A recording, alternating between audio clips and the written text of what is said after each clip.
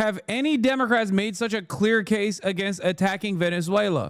The answer is no, which is crazy. I know that we are having a hard time dealing with, the multifaceted, multiple front war that Donald Trump is engaging in.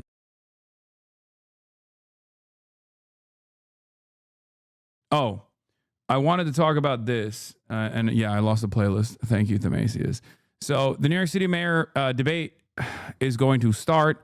There's a Seniors for Zoran bingo night taking place. Street vendors were targeted in ICE raids in New York City's Canal Street. Obviously, that's going to be talked about tonight at the debate. I'll get into that in a second. But before I do that, I wanted to bring up a bold and brave patriotic American. As leftists, we don't care about the identity politics of just having a specific tattoo, but nothing about platinums inspires confidence, even from a reformist perspective. Okay, let's move on, please. Is Hasan still going in circles about platinum, or the disingenuous shadows gone? No, they're not gone. They're still in here. We're going to talk about a brave American patriot, Rand Paul, who seemingly made one of the most convincing arguments against the brutal anti-drug trafficking attacks against fishermen off the coastline of Venezuela and Colombia that I've heard from an American congressperson. As a matter of fact, it turns out there are congresspersons who are anti-war. Let's see. Let's take a look. Number one, there is no fentanyl made in Venezuela. Not just a little bit. There's none being made in Venezuela. These are outboard boats that, in order for them to get to Miami, would have to stop and refuel 20 times. They're in all likely going to Trinidad and Tobago, which is an island right off of the coast of Venezuela. So there's a lot of reasons to be worried about this. But number one is the... Yeah. Also, NPR and numerous other journalists have actually interviewed some of the family members of the victims of unrestrained American violence in the region, including the Trini fishermen. And their family members literally said, oh, one of the biggest concerns right now is that there is a back and forth connection between Trinidad and Tobago and Venezuela, where people actually bring supplies back and forth. And you can, from drone footage, that looks like you have a bunch of packages on your boat. And now we can't even bring supplies back and forth on these fast boats because they'll justify it. They'll take a photo of it.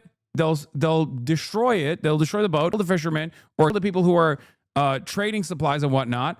And then they'll say it's drugs.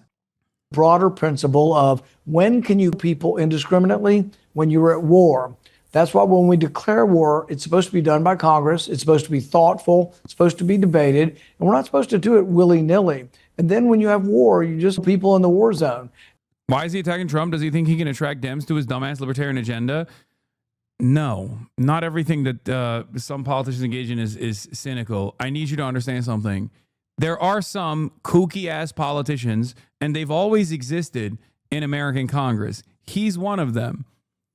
He is exactly the kind of guy who goes, no spending bills. He will not vote for a spending bill because he's like, I fundamentally don't believe that the American government should engage in any expenditures. Okay? He's insane. And luckily, as an insane guy who is a real and committed believer in the anti-war stuff as a libertarian, this is one of the few instances, one of the few unique moments where, like, he will actually just be like, no, I have this principle. I have this principle stance.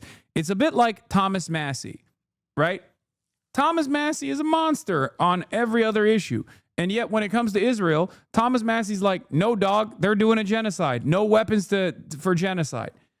That's it. Thomas Massie is so kooky and so crazy. He was one of the Republican politicians that was yelled at for a while because he had those Christmas cards where him and his entire family had like M60 automatic machine guns that they were holding up for Christmas cards. Okay, they're insane. These guys are insane. But even insane people sometimes can be principled. And of course, because by and large, American politicians are so unprincipled that we look at a guy who's crazy, but then also principled on this issue, and we go, what's the sinister reason behind this? Nope, he is just that guy.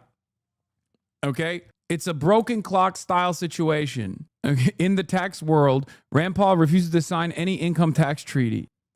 But I will admit that I have a soft spot, not even for like Rand Paul in general, but like I do have a soft spot for the kooks and the crazies, because kooks and the crazies who are principled when it comes to like anti-war and stuff, or anti-intervention, or throughout American history, you've had like congresspersons who are a little wild, but have hyper focused on like our domestic espionage activities, for example, right? Like they are the ones who have famously set up committees and have actively gone after shit like this. Okay, that's the reason why Cato Institute, which is insane when it comes to everything else, because they're a libertarian think tank, is one of the most reliable resources for pro-immigration arguments, because they are open borders libertarians, and they do actually dive into the data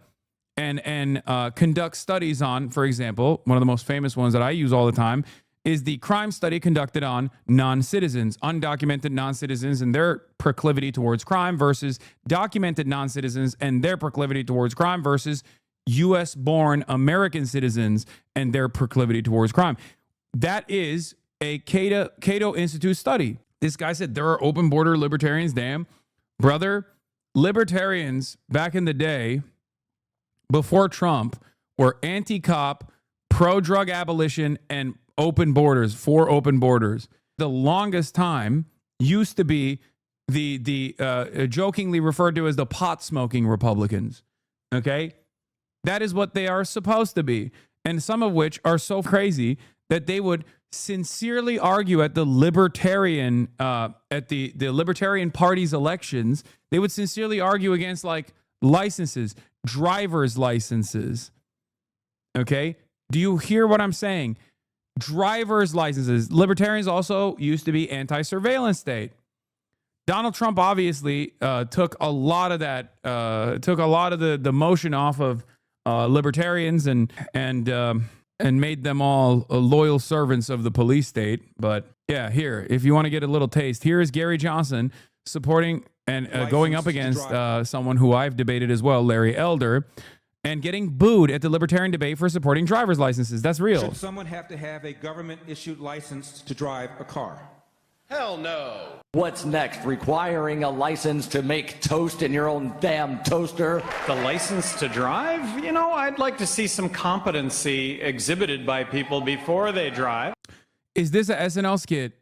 No. SNL could never be this funny organically. This is just the libertarian debate, the Libertarian Party presidential debate. I didn't even get to the consistent principle that libertarians also hold on to when it comes to age of consent. I didn't want to shit on them too hard, but you know, I think we all know. Anyway, but yeah, if you're confused by why Rand Paul is saying this, make no mistake, he is anti-interventionist. And even then there are rules of engagement. But interdicting drugs has always been a criminal activity and a criminal anti-crime sort of activity where we don't just summarily execute people. We actually present evidence and convict them. Yeah. And this person asks a wonderful question. Have any Democrats made such a clear case against attacking Venezuela? The answer is no, which is crazy. I know that we are having a hard time dealing with the multifaceted, multiple front war that Donald Trump is engaging in. Okay, whether it be foreign policy such as continuing the genocide in Israel, or whether it be the foreign policy of like going back and forth on what must be done in Ukraine. Okay.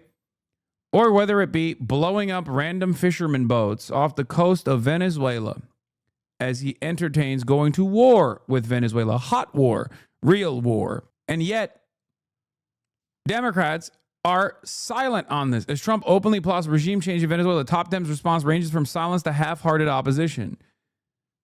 It's crazy. Like, there are so many opportunities for the Dems to just make a fuss. There are so many opportunities for the Democrats to make a fuss about $40 billion being sent to Argentina so that we can bail out not only Argentina, but also bail out one of Scott Bessent's friends who bought too much Argentinian debt. Okay. Meanwhile, Trump is talking about cutting spending on pre-allocated infrastructure programs in blue states and in blue cities. What are we doing? All the while, he is trying to deploy the military into blue states and blue cities.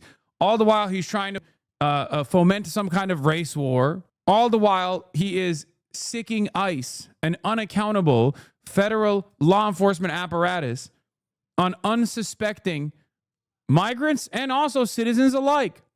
And they're shooting people and they're people. And the guys are getting their notes from random content creators online.